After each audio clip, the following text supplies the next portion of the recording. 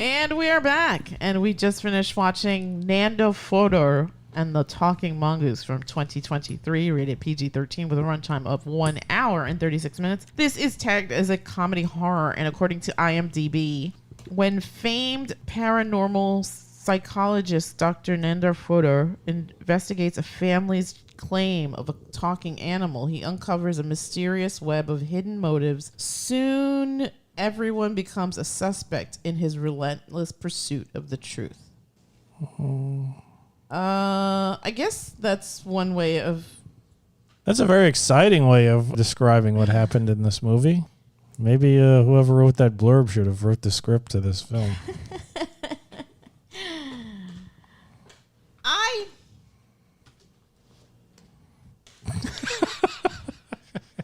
Oh my God. Did we watch a different version of this film? It says rated PG-13 for some strong language, smoking throughout, and brief partial nudity? What partial nudity? The old man's buttocks. Oh, I completely forgot about buttocks? Buttocks, because I felt like getting fancy. His wiener and his butt was out at the same time. Oh, we didn't get to see his wiener. Didn't get to see old man wiener. No. Sorry to disappoint you people, but no, there's no old man wiener in this movie.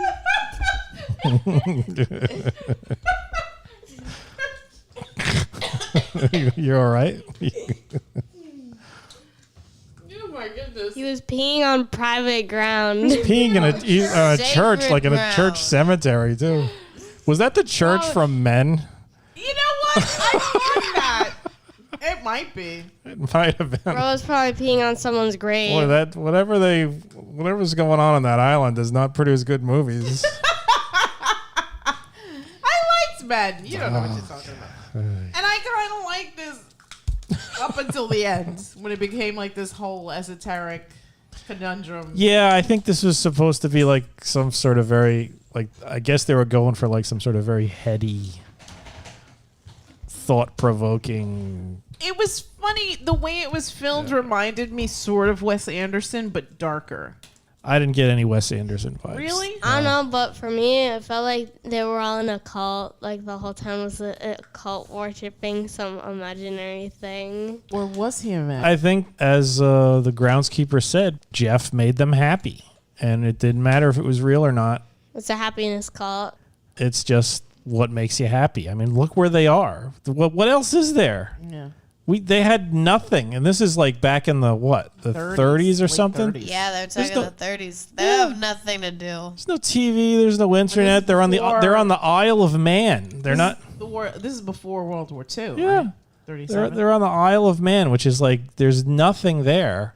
And all right, there's a talking mongoose in my barn, and he says weird things, and maybe some of it's like very personal to you, which creeps you out. And he says all this like bizarre cosmic horror stuff too. Yeah. That was the only thing I found entertaining about the movie. Jeff, whenever Jeff spoke, I was intrigued. Yes, because Jeff said some pretty weird things. Yeah. Jeff's a cosmic demon. Yeah, I think he called himself a demon once, and it was very creepy. It was super creepy, which I guess is where they get the horror label from, even though this is not a horror movie in the slightest bit. There's no blood. There's nothing scary. They're not going for scares or jump scares or anything. And they could have. They could have had like moments where like, oh, what's that? Is there something fuzzy against my leg? Yeah. They never do that. There's just some like sort of unsettling moments where Jeff says stuff. And then there was also that little scene between Minnie Driver and the daughter when she's trying to teach her ventriloquism. And you just hear like Jeff through the wall, but it's basically just saying it's her. It's the ventriloquist girl. Yeah, that may have been a little creepy. So I wanted to like this more because I like a lot of the people in it. I did too. I haven't seen Christopher Lloyd in like forever. So it was nice to see him in something. He was in the great Piranha movies. Was he? Oh, that's right. Piranha 3 Double D. He was the crazy scientist in the Piranha movies. Yeah, that's right. That's right. The guy that kept putting piranhas in pools. Well, I mean, it's been a while since one of those movies released, no? So yeah, it's been a while since. I'm sure he's been in other stuff since Piranha 3 Double D. Does he get a residual check for Rick and Morty? Because basically Rick is based off him. No, it's different enough where it's not Christopher Lloyd. Fair enough. I wanted to like this more. I think it was interesting up to a point, and I think that I found the scene in the... I'm going to spoil this. I don't give a shit. I found the scene in the jail kind of interesting. Yeah. Because Jeff's saying all this crazy stuff, and then the whole Nandor gets his arm kind of scratched. So I found that part interesting, but then I don't know. It was like they didn't know how to end this. I mean, it's not a long movie, so... I guess there was some sort of moral about leaving your mark or something. I don't know.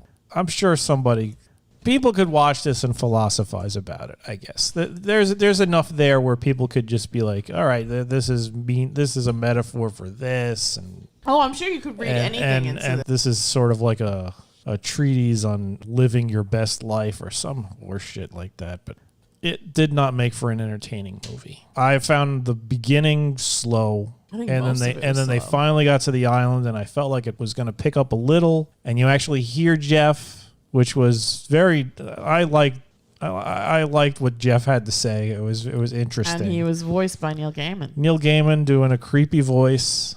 That was nice. I heard that he was doing the voice, and to me, it's like, oh, Neil Gaiman's doing a voice. It's probably doing his own voice. He has a very unique sounding voice. But no, he was pushing it there. He was doing a little voice acting, and it was really good. Yeah, there should have been more Jeff. He's got a good creepy voice. Neil, as himself, does the voice of the narrator in the beginning.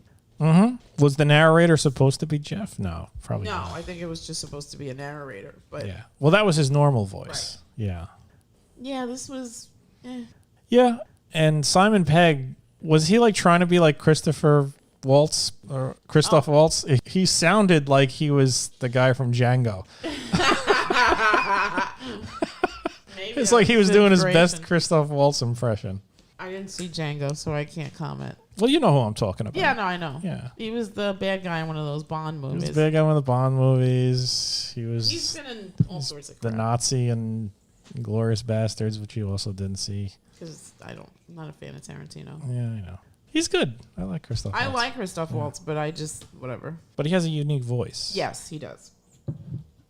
This sort of reminded me of See How They Run. Like, it was beautifully shot. It was a very pretty movie. It was nicely shot. The costuming, the cinematography was pretty. The set pieces were really lovely. They really captured the feel of 1937 England in a small town. But the story was lacking. Although, from a quick Google search, I found out that this is actually based on true events. There was a family on the Isle of Man called the Irvings who claimed that they were visited by a creature. Yeah, I think I remember hearing or seeing a story about this when I was a kid, like on In Search of, or the Leonard Nimoy show. Yeah. Or was it Ripley's Believe It or Not? I'm gonna go around the table and get impressions. Gigi, what did you think of the film? All right, I'll come back to you. Olive G, what did you think of the film? This was bad, okay? It was very lacking in Rip into it. Go story ahead. And stuff. And overall, it was bad. Did you find it boring? It was very boring. Did you fall asleep at all? I was on the verge of falling asleep while I was eating the chips. And like... Were you really... I got the impression you were super disappointed that... I'm sorry, spoiler, but Jeff never shows up. I was actually absolutely very disappointed that Jeff never really showed up and started talking. Well, there was that scene where allegedly Jeff is in the box. You don't see Jeff. You don't see him, no. But you do see the fur of Jeff, but then the fur... That could be bullcrap, But Ma. the fur of Jeff at the end is a different color. Yeah, I don't think the thing at the end was even a mongoose. It looked like a meerkat to me. They could have just been bullcrapping me. That could have not been Jeff. Okay? He never stuck his little head out. And he never on talked. top of that, when he did talk when he was in the box. When Jeff talked in front of me. When Jeff leaves the box, or when they hurry everybody out, you hear somebody walking away, and you see Simon Pegg sort of smile like, okay. basically there was somebody in the box pretending to be Jeff, and when everybody is shooed away, you hear some sort of latch opening, and then you hear like footsteps like behind a wall. I don't know if you picked that They up. were bullcrapping me. Jeff was It was never one he was. real. It was one he was just talking with the man. the groundskeeper, or whatever his name was. Jeff was never real, was he? Errol, yes, Errol.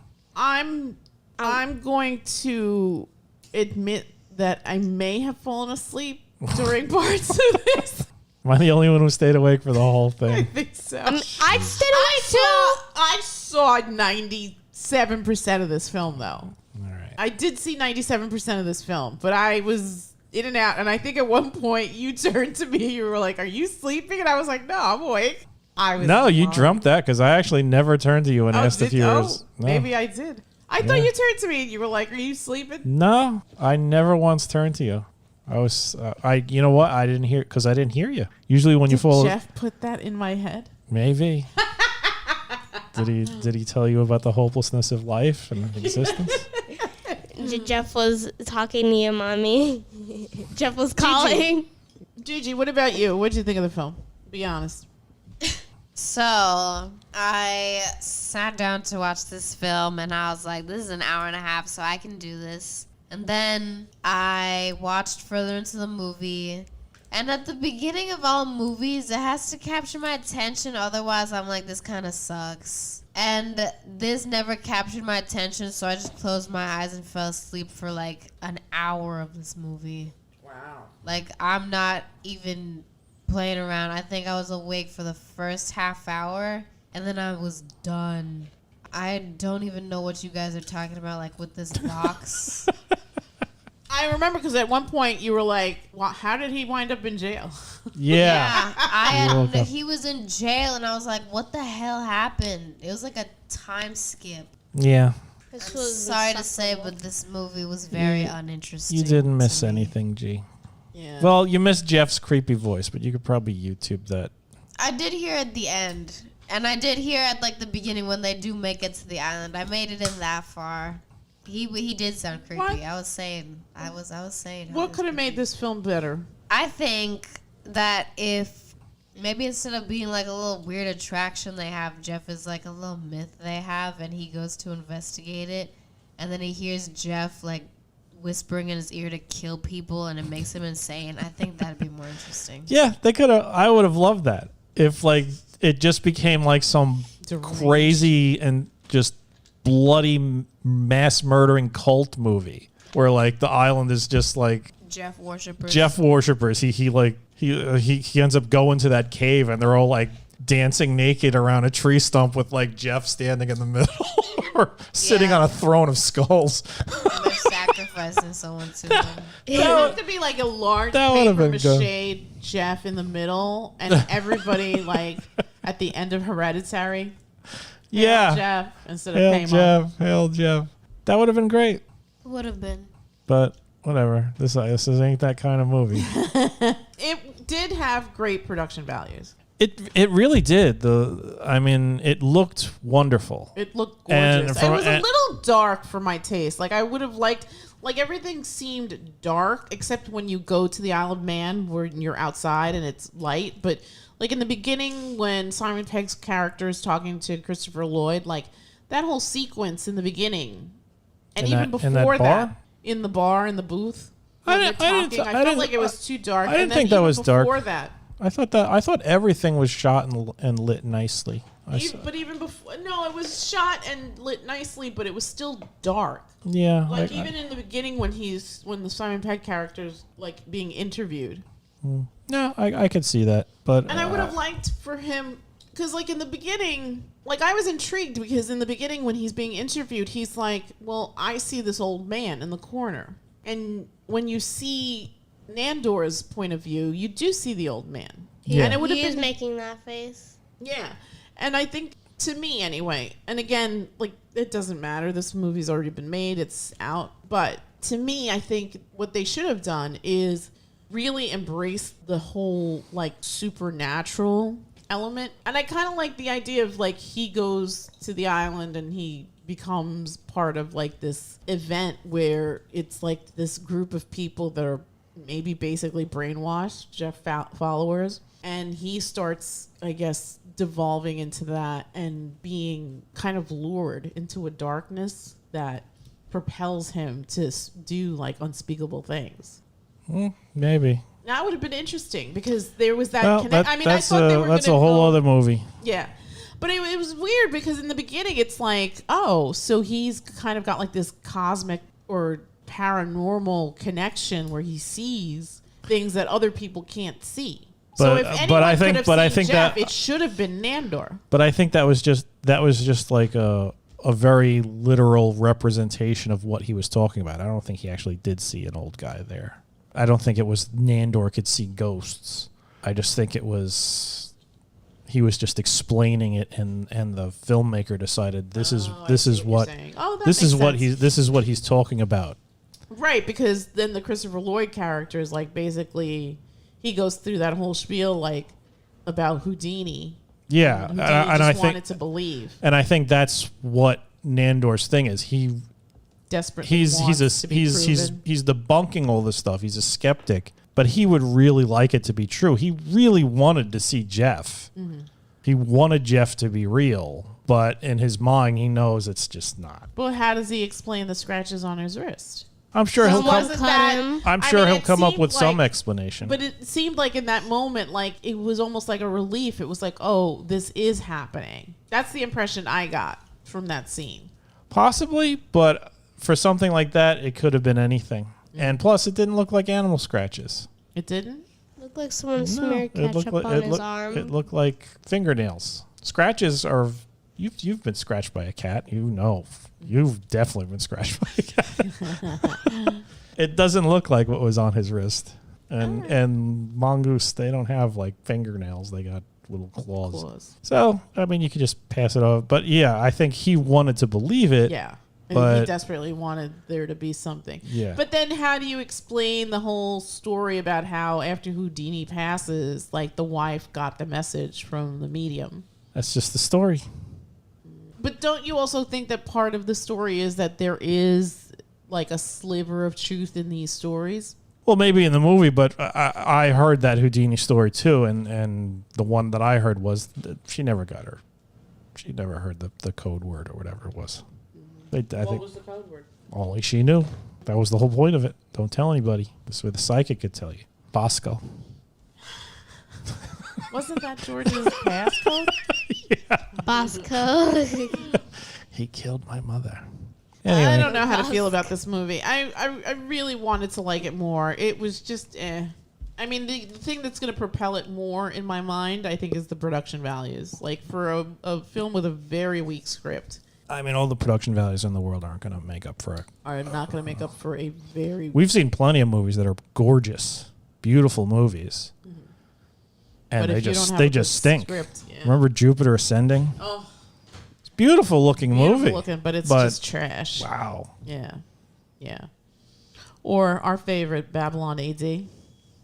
That didn't even look nice. I don't know what you're talking about. Well, at the end, right? Remember at the end we're like... They just lost the budget, yeah. It was they had to like cut out like half a scene, so they just blew up like a quarter of the film stock, and everything was just hyper blurry. Yeah, I really wish they had leaned into more of the supernatural element. And I mean, it's PG-13, so it's not really for little children, but even my preteen and my teen just couldn't give a crap about this film.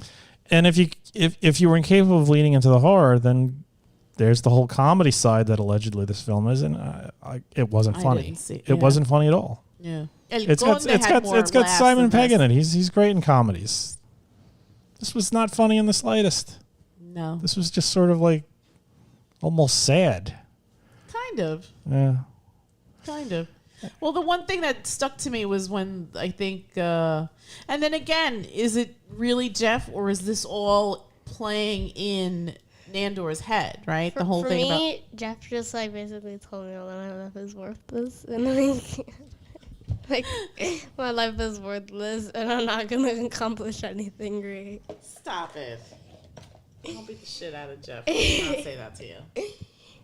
It's Jeff Jeff. That's Jeff's worldview. Yeah, there's nothing. Jeff, he sees the world like that. There is nothing. Nihilism. All right, what do you give this? I'm tired of talking about it. You go first. I give this a 4. You gave El Conde a 4 too. Yeah, this is a dud. This is a dud week. Two duds. Did you like one more than the other?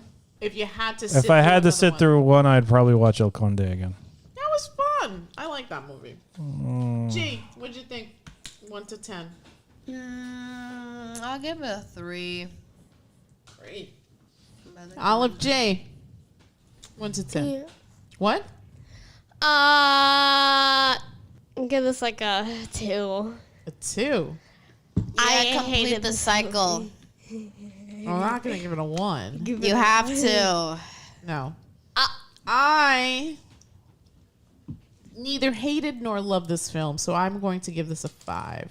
And I'm giving it a 5 because this film provided jobs, and it looked pretty, and it had. It looked like it was crowdfunded. They had a whole little thing at the end where they showed everybody's name while the actors cursed out the director. Yeah, that was fun. That was more fun than the actual film. Yeah, there's your comedy. There you go. And I think let this film be a cautionary tale about how important writers are to the filmmaking process. I'm glad that the union finally got is it tentative or is it? No, it's done. It's a done deal. Yeah. Congrats Hats to the off writers. to the writers for fighting the good fight. 5 freaking months. Shouldn't have gone on this long. Shame on all the studios. I think the actors are still on strike, though. The actors are still on strike. And I think the automotive workers now are going on strike now. They are on strike, if I'm correct. Yeah, I mean, it's not the worst thing I've ever seen. It's not the best thing I've ever seen. I'm a little disappointed with the amount of people that were in it. I would have expected something a little bit more meaty. I'm sad that the whole Jeff angle was sort of wasted. I would have liked to have seen more of that. Good job by Neil Gaiman. That's the only thing I could say. Not a voice actor, but did a really good job here. And everything else stunk. I don't know about stunk. It just wasn't great, and it wasn't. All right, it wasn't great. It didn't stink. It was stink, but it didn't interesting. unstink either. Not interesting at all. Yeah. There's So a faint bit of stink attached to it. Like 1 stink line instead of 3. all right. So this in the month of October, this was not a good pick. No. We probably should have watched Scream or I Know What You Did Last Summer. See, that's what I really wanted to watch with these kids, but everybody was in a rush and everybody wanted to see something short. So this is what we got. this is what you get. Taste makes waste. Cheap as deer. Jeez, dear. God damn it. The trash belongs in the trash can. Okay. What? Where did that come from? All right, so our advice is probably skip it. Yeah, Definitely skip it. Yeah, there's better things to watch. This is not one of them. And that's it from us, and we will bid you all Good night. Good night. Oh, oops. Good night. Good night. The disinterest is just palpable. Good night.